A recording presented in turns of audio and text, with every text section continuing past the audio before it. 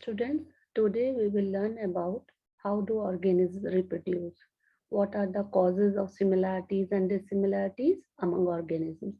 So the cells in the organisms have nuclei containing DNA, which has the information for making proteins. If same information is transferred, same proteins will be made. An organism will inherit the same characters from the parents. During reproduction, new cells are formed, so chemical reactions take place within the cell to make copies of DNA. Along with the copies of DNA, other cellular apparatus is also passed to the daughter cell. Since no chemical reaction is absolutely reliable, so there is likely to be some differences in the copies of DNA being formed, and these differences results in occurrence of variations. जैसा कि इस paragraph में बताया गया कि हर cell के पास अपने nucleus होता है और उसमें डीएनए होता है जिसमें इंफॉर्मेशन होती है प्रोटीन बनने के लिए। अगर सेम इंफॉर्मेशन ट्रांसफर होती है तो सेम प्रोटीन्स बनते हैं और ऑर्गेनिज्म इनहेरिट करता है same characters from the parents. During reproduction जो न्यू सेल्स फॉर्म होती हैं तो केमिकल रिएक्शन होती है जिसमें कॉपीज ऑफ डीएनए बनती हैं और इन कॉपी ऑफ डीएनए के साथ साथ सेलुलर एपरेटस भी ट्रांसफर होता है डॉटर सेल में। तो कोई भी बायोकेमिकल रिएक्शन एब्सोल्युटली रिलायबल नहीं होती, कुछ डिफरेंसेस आते हैं इन दी कॉपीज ऑफ डीएनए जो बन रहा है और इस डिफरेंसेस की वजह से वेरिएशंस आते हैं। तो रिप्रोडक्शन क्या है? रिप्रोडक्शन वो प्रोसेस है जिसमें नया इंडिविजुअल बनता है सेम टाइप का और from the existing organism of the species. तो रिप्रोडक्शन में जो स्पीशीज है वो सेम इंडिविजुअल प्रोड्यूस करता है और रिप्रोडक्शन के इम्पोर्टेंस क्या है या सिग्निफिकेंसेस क्या है, ये पहले तो कंटिन्यूएशन ऑफ स्पीशीज को अलाउ करता है, दूसरा इंक्रीज करता है number of members of a species और इम्पोर्टेंट रोल प्ले करता है एवोल्यूशन में। एवोल्यूशन हम डिस्कस करेंगे। एवोल्यूशन क्या होता है कि आप ऐसे समझ लीजिए कि जो आज की कॉम्प्लेक्स फॉर्म ऑफ लाइफ है वो इवॉल्व हुई है simple and primitive form of life से over a period of geological time. ये प्रोसेस एवोल्यूशन है कि चेंज होता रहता है और मॉडिफाइड फॉर्म बन सकती हैं। तो ये जो मोड ऑफ रिप्रोडक्शन है ये दो तरह का है, asexual and sexual. Asexual reproduction क्या होता है? ये वो प्रोसेस है जिसमें नया ऑर्गेनिज्म बनता है फ्रॉम सिंगल पेरेंट और without the involvement of gametes. तो only a single parent or individual is involved. Cells divide by amitosis or mitosis. New organisms formed are genetically similar to the parent and it is rapid mode of reproduction. Single parent से बना cell mitosis से divide हुई या amitosis से divide हुई, बिल्कुल genetically similar होते हैं ऑर्गेनिज्म जो बनते हैं। तो एडवांटेजेस क्या हैं? सबसे पहला है कि ये रैपिड और सिंपल मोड ऑफ रिप्रोडक्शन है, ये इसकी एक एडवांटेज है। लार्ज नंबर ऑफ ऑर्गेनिज्म बनते हैं, ठीक है।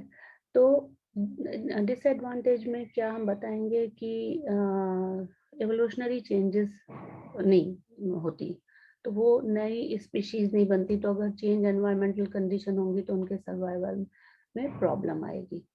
तो आइडेंटिकल ऑर्गेनिज्म प्रोड्यूस होते हैं तो अगर कोई डिफेक्ट है पेरेंट में वो भी ट्रांसफर हो जाएगा बच्चों में। तो ये डिसएडवांटेजेस हैं। क्या मेथड्स हैं सेक्सुअल रिप्रोडक्शन की? सबसे पहले है फिशन।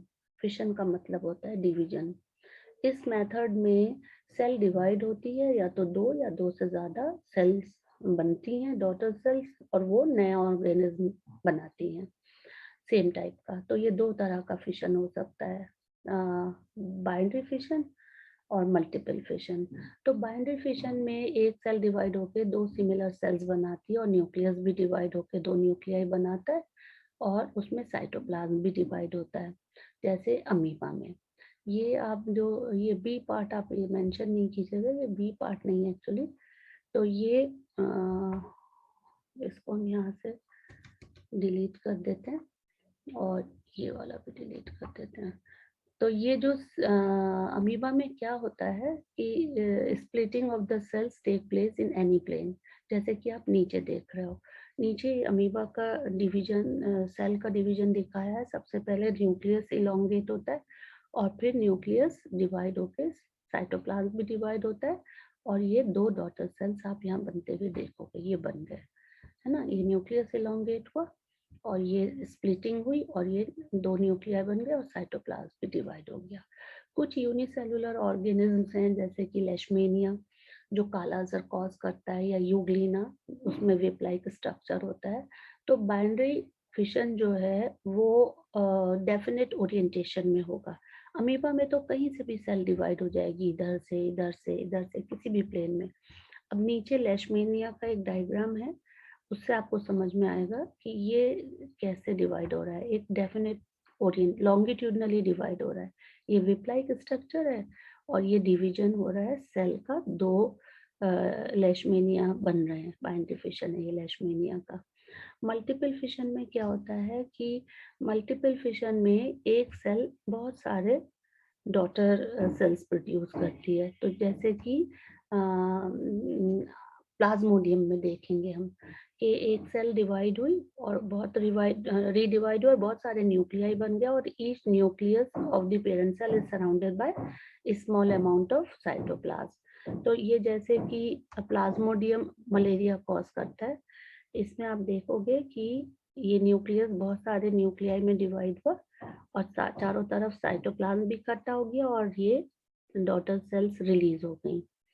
ऐसे ही अमीबा में भी होता है multiple fission under unfavourable condition, और एक सिस्ट फॉर्मेशन हो जाती है जो अमीबा को प्रोटेक्ट करता है। और जब फेवरेबल कंडीशंस आ जाती हैं तो वो सेल मेम्ब्रेन रप्चर होकर डॉटर सेल्स रिलीज कर देती है। दूसरा मेथड है फ्रेगमेंटेशन। फ्रेगमेंटेशन में क्या होता है कि मल्टी सेलुलर ऑर्गेनिज्म में जहाँ पर बॉडी ऑर्गेनाइजेशन सिंपल है, मतलब टिश्यू लेवल ऑर्गेनाइजेशन नहीं है, ऑर्गन नहीं फॉर्म हुए जैसे स्पायरोगायरा में, ये क्या होता है कि ये ब्रेक डाउन होती है मैच्योर होने पे पीसेस में, और हर पीस, हर फ्रेगमेंट एक नया डॉटर से एक नया इंडिविजुअल बना लेता है ड्यूरिंग फेवरेबल कंडीशंस। तो फेवरेबल कंडीशंस में ये आप देख रहे हो, ये नए फिलामेंट्स बन रहे हैं स्पायरोगायरा पे। सारे मल्टी सेलुलर ऑर्गेनिज्म इस मेथड से रिप्रोड्यूस नहीं हो सकते, क्योंकि उनमें स्पेशलाइज सेल्स होती हैं जो कि ऑर्गेनाइज्ड होती हैं टिश्यूज में, टिश्यूज ऑर्गेनाइज्ड होते हैं ऑर्गन में, ऑर्गन ऑर्गेनाइज्ड होते हैं ऑर्गन सिस्टम में, and they have position in the body, special position in the body. So more complex organism में ये मेथड पॉसिबल नहीं है। तीसरा मेथड है रीजनरेशन। इसका मतलब है कि it is the ability of a fully differentiated organism to give rise to new individual organism from its body parts. Body part से जब नया इंडिविजुअल बनता है तो वो रीजनरेशन में आता है। रीजनरेशन कैरीड आउट होता है स्पेशलाइज सेल से। फॉर एग्जाम्पल, अगर प्लेनेरिया या हाइड्रा की बॉडी कट हो जाए एक्सीडेंटली पीसेस में, तो हर पीस एक नया इंडिविजुअल ग्रो करता है। अब ये एग्जाम्पल है प्लेनेरिया का। यहाँ पे आप देख सकते हो कि इसकी बॉडी 3 पीसेस में डिवाइड हुई, और यहाँ पर ये मिडिल पीस, इसमें नया इंडिविजुअल बन गया, हेड से एक नया इंडिविजुअल बन गया, और इसकी टेल से भी एक नया इंडिविजुअल बन गया। ये प्लेनेरिया का एग्जाम्पल है। उसके बाद हाइड्रा का डायग्राम इसमें नहीं है। हाइड्रा भी बहुत सारे पीसेस में डिवाइड होकर हर पीस एक नया इंडिविजुअल बना लेता है। हाइड्रा में बडिंग भी देखी गई है। बडिंग क्या होती है? In this method a small part of the body of the parent forms a bud. जैसे कि इसमें आप देख रहे हो, ये एक बड रिलीज हो रही है ना, ग्रो कर रही है, और ये ग्रो करती चली जाती है, और जब ये मैच्योर हो जाती है तो ये डिटैच हो जाती है पेरेंट बॉडी से, और ये एक नया हाइड्रा बन गया। तो इन हाइड्रा, वो जो एक मल्टी सेलुलर ऑर्गेनिज्म है, एक बर्ड डेवलप हुई, और वो टाइनी इंडिविजुअल में डेवलप हो जाती हैं बर्ड्स, और जो डिटैच हो जाती हैं मैच्योरिटी पर, जैसे कि इसमें आप सिंगल बर्ड को ग्रो करते हुए देख रहे हो।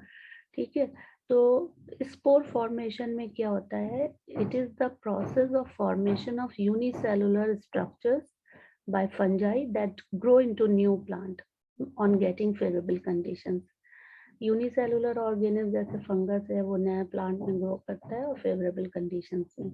यहाँ पर आप देखोगे एक थ्रेड लाइक स्ट्रक्चर होता है ब्रेड के ऊपर, जो आप देख पाओगे जब ब्रेड को हम थोड़ा मॉइस्ट करके रख देते हैं डार्क प्लेस पे, तो ये जो है थ्रेड लाइक स्ट्रक्चर्स, ये हाइफी हैं ब्रेड मोल्ड के, राइजोपस ब्रेड मोल्ड का नाम है। और ये थोड़े दिन बाद यहाँ पे हॉरिजॉन्टल ये ऐसे ग्रो करता है और एक स्वेलन पोर्शन दिखता है। ये जो नॉब लाइक स्ट्रक्चर है इसको हम बोलते हैं स्पोरेंजियम, ठीक है, जिसके अंदर स्पोरेंजिया बहुत सारे हैं। ये स्ट्रक्चर्स की बात हो रही है, अगर सिंगल की बात होगी तो स्पोरेंजियम, और इसमें बहुत सारे स्पोर्स फॉर्म होते हैं जो कि रिलीज हो जाते हैं और फॉल होते हैं सूटेबल सबस्ट्रेटम में, जो ग्रो करते हैं नए राइजोपस में। तो जो स्पोर्स हैं वो कवर्ड होते हैं by thick wall, so they are well protected and produce in large number. Spores ज़्यादा नंबर में इसलिए होते हैं ताकि अगर कुछ वेस्ट भी हो जाए तो कुछ स्पोर्स बच जाएं और ये प्रोपगेट कर पाए। वेजिटेटिव प्रोपगेशन वो मेथड है जिसमें प्लांट वेजिटेटिव पार्ट से ग्रो कर पाते हैं। तो ये दो तरह का होता है, एक नेचुरल दूसरा आर्टिफिशियल, ठीक है। तो नेचुरल में क्या है कि प्लांट्स अपने आप ही वेजिटेटिव पार्ट से ग्रो कर पाते हैं, आर्टिफिशियली हम करवाते हैं। तो नेचुरल वेजिटेटिव प्रोपेगेशन में plants can reproduce naturally with the help of root, stems and leaves. ये पार्ट जो होते हैं इनमें एडवेंटिशियस बर्ड्स होती हैं जो ग्रो कर लेते हैं नए प्लांट में सूटेबल कंडीशन में। जैसे आपने देखा कि रूट से कौन से प्लांट ग्रो करते हैं, स्वीट पोटैटो जो शक्करकंदी कहलाता है, डेलिया, स्टेम से पोटैटो एंड जिंजर, लीव से ब्रायोफिलम। आर्टिफिशियली अगर हम देखें तो उसमें कटिंग करते हैं, लेयरिंग करते हैं, ग्राफ्टिंग करते हैं और ग्रोवर्स इसको से लार्ज नंबर ऑफ प्लांट्स को ऑब्टेन करते हैं। तो यहाँ पे अगर हम देखें कि कटिंग से रोज बना सकते हैं, क्राइसेंथेमम बना सकते हैं, लेयरिंग से lemon and jasmine, and grafting से रोज एंड मैंगोज। ये एग्जाम में आ जाते हैं, तो आप ये याद करेंगे कि कटिंग से कौन से प्लांट्स ग्रो कर रहे हैं, लेयरिंग से कौन से, एंड ग्राफ्टिंग से कौन से। Now what are the advantages of vegetative propagation? जैसा कि हमें पता है ये फास्ट मेथड है, फास्टर कह दें, और ये चीप है, इजियर है, और वो प्लांट जिसमें वायबल सीड्स नहीं होते वो इससे ग्रो कर पाते हैं। तो वेजिटेटिवली जो ग्रो करते हैं प्लांट्स वो क्या होते हैं, वो जनरली जेनेटिकली सिमिलर होते हैं, और आपको जैसे अगर एक अच्छे क्वालिटी के प्लांट ग्रो करने हैं तो आप वेरिएशन नहीं चाह रहे हो तो आप वेजिटेटिव प्रोपगेशन से उस प्लांट को ग्रो कर सकते हो। Now what are the disadvantages of vegetative propagation? सबसे पहले नो जेनेटिक वेरिएशन, क्योंकि सिमिलर है। तो अगर चेंज हो गया एनवायरमेंटल कंडीशन तो वो अडेप्ट नहीं कर पाएंगे, नए कैरेक्टरिस्टिक्स इंट्रोड्यूस नहीं होंगे, ओवर क्राउडिंग हो जाएगी। ओवर क्राउडिंग में हेल्दी प्लांट्स ग्रो नहीं करते हैं। तो ये सारे मेथड्स हैं, और ये मैंने एक पिक्चर दी है जिसमें आप देख पाओगे कि किस तरह से कौन से प्लांट कैसे ग्रो कर रहे हैं। ये बल्ब है अनियन का, और ये लेयरिंग है, ठीक है। इसमें आप एग्जाम्पल की ये ब्रायोफिलम, तो इससे आप, ये ब्रायोफिलम है, इससे आप देख सकते हो कि कैसे कौन से प्लांट्स ग्रो कर रहे हैं। So thank you very much, please subscribe my channel and keep watching. Thank you very much.